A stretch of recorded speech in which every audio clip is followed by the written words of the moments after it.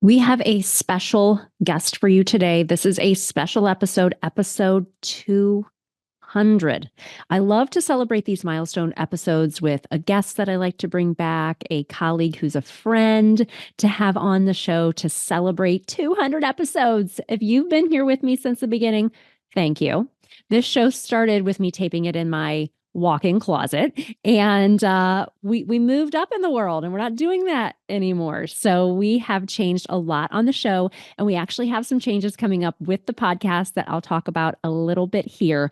My special guest today, very fitting as I tape this today. This is my 16th wedding anniversary with my husband, Patrick Griffin, and we actually taped episode 200 of the Autism Outreach podcast today, and you will get a little peek into my personal life with this celebration episode where we talk all about a variety of things that I know that you will love and enjoy. Without further ado, let's get into this episode.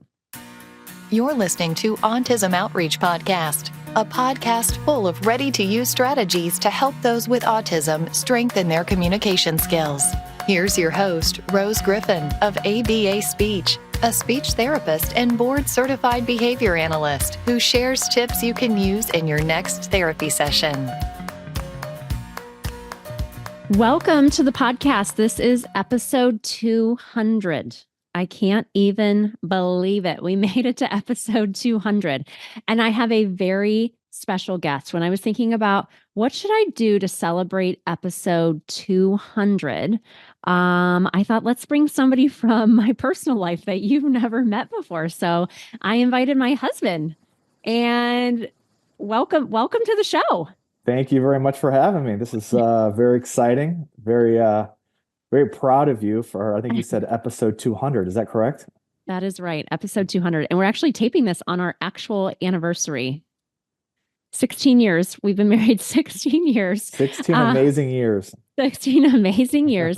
And I am in one spot of the house and he's in another. You can see, if you really know my content, that is a different view of my home office, because usually I'm sitting right in front of that ring light and you can see the harp in a different way. So thanks for coming on to the show. I wanted to do something to celebrate. We've done milestone episodes for episode 50 and episode 100, 150, and now 200. I feel like every 50 episodes, we have to celebrate. And I remember the first episode I ever recorded was when the kids had a snow day. And that's when I used to tape it in my, closet. Probably have been super loud. Yeah, in my closet. So you probably had to redo it a couple times. Yeah, no, I don't know.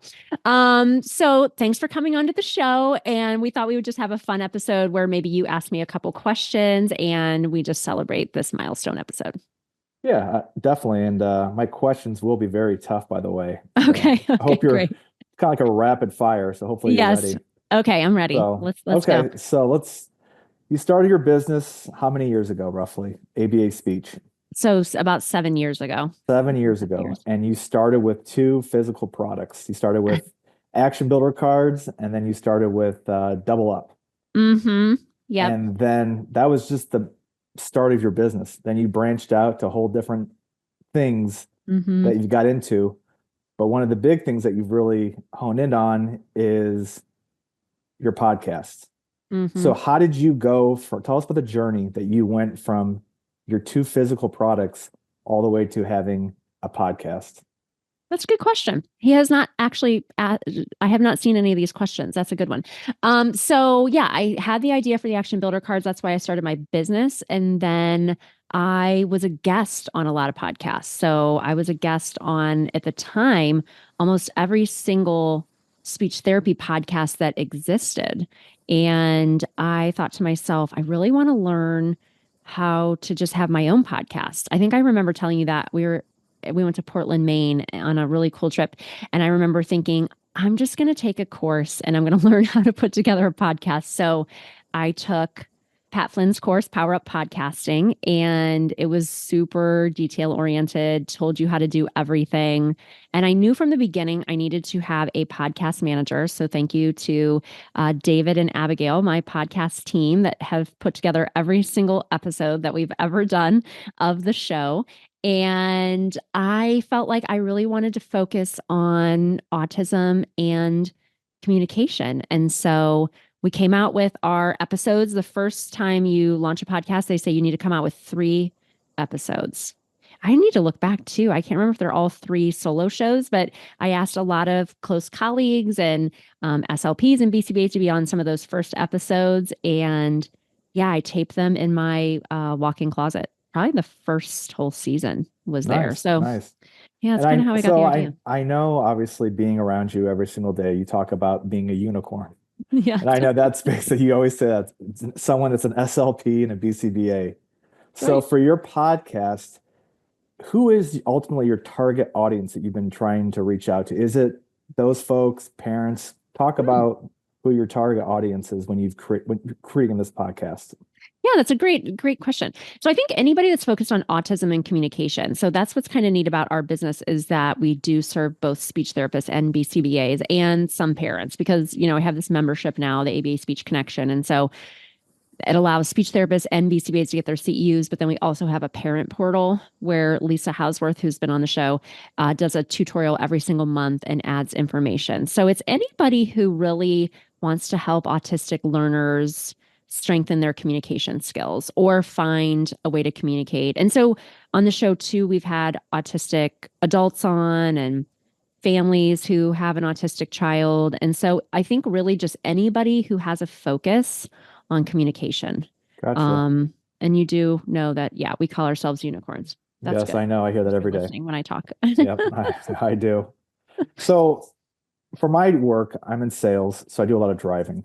So I Hmm. do listen to podcasts, and whenever I listen to them, I'm trying to take away 2 or 3 key bullet points that maybe I can use in my job, family. I Hmm. coach our kids, athletics, stuff like that. Do you do you try and do the same thing? Do you try and after for each episode, hopefully someone can these your audience can take away a few bullet points that they can utilize in the field? Yeah, that's a great question. So, absolutely. Every time we do a show, most of our shows are really action oriented. So, we just did one all about visual scene displays in AAC. And so it gives you an idea of like, what is this thing we're talking about? How could I use this in therapy? And there's absolutely action items. The shows that we probably do that are more telling somebody's lived experience or story. So, if I have I was just thinking about why I stopped taping in the closet because I had Billy Mayfair on the podcast and he's a professional golfer. And I thought I can't, and I was dealing with his publicist. And I felt like I can't be taping my podcast in a closet with somebody who has a publicist. So Yeah, that's why probably a good we moved idea. it. Yeah, probably a good idea. Nice guy, awesome guy. If you don't really know, I'm obsessed with golf and autism and golf. Those are my interests. And so then we moved the podcast out here. But when we tell more of a story like that, so telling Billy Mayfair was on the professional tour for golf, and he was diagnosed as autistic much later in life. And so sometimes when we're doing episodes like that, where somebody's sharing their lived experience, it's more of a like this is how we can help people who are autistic or support them, or this is this person's story. And I think it just reminds us of our why, like why we became a therapist. So yeah, good question. I love that one. Thank you for thank you for that. I got many more for you, don't worry. Okay, great. So obviously you've done a lot of podcasts now, episode 200, so that's a lot of podcasts. And just me thinking if I had to do a podcast, I would almost think about I'd run out of people to invite on. Yeah. So is most of your stuff done by you going out and finding someone to be on your podcast, or are there people that reaching out to you as well that want to be on your podcast? How does that whole thing work? That's a great question. And I really, for the most part, I would say that 90% of our guests are people that I'm hand picking and reaching out to be on the show. So I might come across a journal article and reach out to a PhD who has written that article because I think that it would be impactful for my audience to hear about. And sometimes well, a lot of the times when you're a treating clinician, it's hard for you to stay in touch with journal articles in the literature. So that might work that way. Or I might see somebody on social media. I've had some guests that I've met through TikTok who have 1 million followers and are autistic, and they might come on the show and share their experience with social media. But I do have a percentage, like I mentioned with Billy Mayfair, I reached out to his publicist. I have somebody else who, some people will write a book and, or they will be in the limelight in some way and they want to get their message across. And so I do have people, usually they have somebody working for them on their behalf, and they'll reach out to me and say like, hey, I'd love this person to be on the show. But I would say 90% of the people that are on the show are because they came across my desk in some form on LinkedIn or at a conference. I've been going to more Oh yeah. conferences. We've had that That's talk. all you ever do. 11 last year in 2024. And so that way I'm always feeling energized. I know people will say like, don't you run out of things to say or talk about? But when you're actively going to conferences or you're on LinkedIn, you're looking at the literature, I don't run out of things to say or people to Yeah. have on yet. Trust me, I know you never have things. You always have something to say. I know Yes. that. You never run out of things. I know Right. that. Okay, so you have your podcast. Tell us about other doors that have opened up for you since you've started this podcast. What else has this allowed you to branch out to, or like I said, expand into? Yeah, I think what's really nice about the podcast is it allows me to meet people. And I think that's been really fun. So I've had people on the podcast who then maybe I go to a conference like this just happened. Dr. Jonathan Fernan came on the podcast last year, and I just saw him on LinkedIn, and then I invited him on the podcast. We really hit it off. And then he was down at FABA, which is where I was in Miami for that conference. And so I was able to meet him in real life, which was cool. And he also came on and did a CEU for us that is in our ABA Speech Connection membership about restrictive and repetitive behavior. So it's kind of nice, or I'll have people from my membership on the show. And then maybe when I go to ASHA in Seattle soon, there are people that are in the membership that I've had on the podcast. Then I get to see them in real life at a conference. So Hmm. that's been fun. And, I think it just allows people to know that we're sharing good information every single week. And, I just actually finished up a speaking engagement right before we started this show. So Yep. I do like to do trainings and things like that. So I think it definitely opens those doors and keeps, our message top of mind for people. Okay. So Yeah. obviously, so since you've started with doing the podcast, like you talked about how you started in the closet and working and doing a few podcasts in there, then you moved to Right. different places. Yeah. What's some of the things that you look back on and thinking like, man, I can't believe I used to do this, and because you've come so far away, what are some things that Oh, some reflection that you've maybe even gained from early days of doing the podcast? yeah. I mean, I think that sometimes I was probably, nervous that we would print all the questions ahead of time, and I would put press record on the top of my sheets for people, for presenters. But people that come on the show, I would say 9 out of 10 times I send over, not for this episode because this is just kind of a fun episode, but I send over drafted questions for people. I still get nervous about that if it's somebody that's coming on that I've been reading their journal articles for like 10 years or 20 years. I still feel nervous about that. Or if it's somebody who's kind of a celebrity or something like that. But our framework hasn't really changed all too much. Our location has. Like I started in our closet, a couple episodes I think I filmed in the home office where you're at now.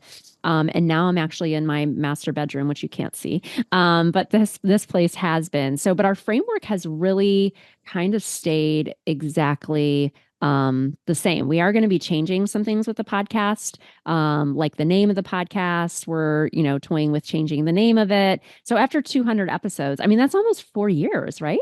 Yeah. Yeah. After 4 years, you kind of want to mix it up just a touch, so nothing too crazy.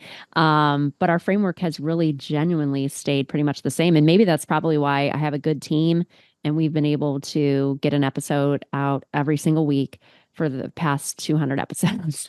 There you go. Yeah. I do have a couple more questions for you. Okay. Okay. Who's been your most memorable guest and why? Ooh, this is a good one. I've had so many great guests. I love that about having guests on the podcast. It's a very cool experience to connect with people this way. But this is another person I just met in person down in Miami. His name is Dr. Merrill Winston, and he's very, very smart. And at FABA, he did a talk about being an expert witness, like in cases and things like that. And he's a PhD. And he came on my show. He's real funny. And I think he used the F word. He said a bad word, and it Yeah. was the only episode. I had to like ask my podcast manager, like, oh my gosh, what do we do? Can we bleep that word out? Because believe it or not, I say curse words when I'm not taping the podcast. And he's just like really much a character. And like anybody who listens to this who knows Merrill Winston, it was really an honor to. When I presented down at FABA, he attended my talk, and it was just cool to have his support and so many others in the audience when I was down in Miami, because I went to that conference by myself. It was scary at first. Ended up being amazing. I met some friends and hung out with them the whole time I was there. It was super, super fun. So that was probably my most memorable, because he's just a character, and every BCBA listening knows what I mean. He's just awesome. Nice. Now, on the flip side, who's the worst one you ever had? Just kidding. I'm not doing that. No, but I'm kidding. There has never been a bad one. There's never been a bad one. Right. I handpicked the guests. That's how, yes, you get across that. Yeah. Yep.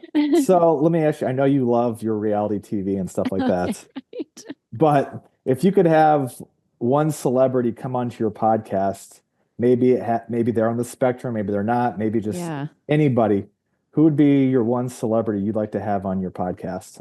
That's a good question. So, for those of that really follow my content, you know that Jacqueline Larita has an autistic son. She was on Bravo, the Housewives of Jersey, I think. New Jersey. Yeah, and so we did do a collab where I sent her the action builder cards and Double Up, and she got an affiliate link and she shared it on her Instagram. That was a moment for me. That was very, very cool. And I do talk to her on Instagram DMs every once in a while, but she hasn't come on the show. Another person I think about, you know, is JWoww from Jersey Shore, because she has an autistic son, and he's doing really great. And she's done a lot of speaking for different autism organizations. So every probably 3 months, I sent her an Instagram DM, but she has not responded yet. So if anybody knows her, because she actually did. I know her son worked with a duly certified SLP BCBA at one time when he was initially diagnosed. So I feel like somebody in the world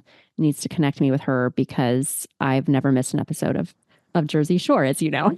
I know that. Family Vacation. Now it's yes. called Family Vacation in case you really want to catch it, but it's my favorite. Yeah, unfortunately, our youngest son likes to watch it with his mom. Gosh. So with that being said, where do you envision this podcast go in the next couple of years? Where do you want to take it? And like you said, maybe you might change the name. What are some other things you are thinking about doing? Yeah, absolutely. Yeah, I was thinking about, thinking about changing the name to the ABA Speech Podcast. And, there's reasons for that. Sometimes I think I want to cover topics like selective mutism or apraxia that are not exactly 100% autism, but they would still be really beneficial for speech therapists and BCBAs and parents to hear about. Or just having I ran into somebody at FABA who I'd love to have on the show, and he's a PhD level BCBA, and he has a son who's had speech therapy, but he's not autistic. And so I thought it'd be really cool to have him on the show and just to tell his story of how helpful speech therapy is, and for a BCBA to be sharing that. That's not always the case. SLPs and BCBAs can't always get along. I think you know that from just living with me, hearing me talk about Instagram. Yep. So I think that just kind of broadening it up a bit, not stepping away from autism, but including, shows about ADHD or executive functioning or dyslexia, things that I know would be helpful for practitioners to learn about, but they may not exactly be 100% focused on autism. So I think that's something that we're going to open up. But I really love the podcast. I was always getting in trouble in grade school for turning sideways, talking to my neighbor. And that was always reflected in my citizenship scores.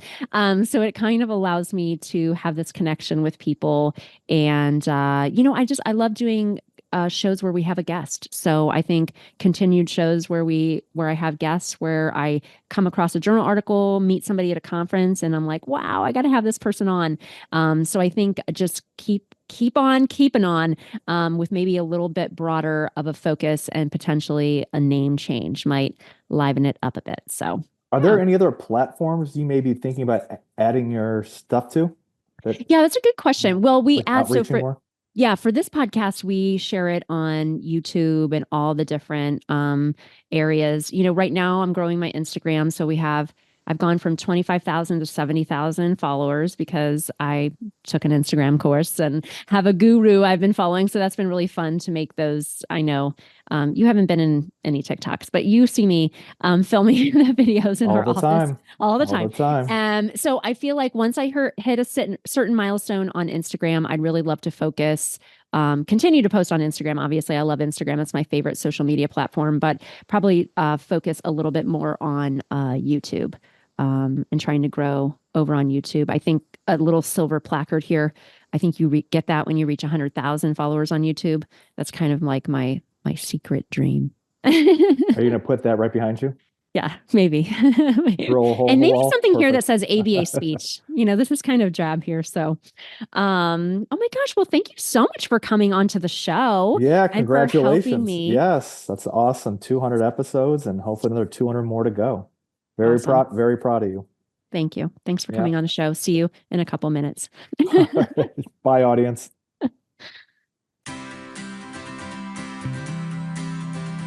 Thanks for listening to Autism Outreach. If you enjoyed the show today, make sure to subscribe so you don't miss an episode full of actionable strategies you can use in your therapy room.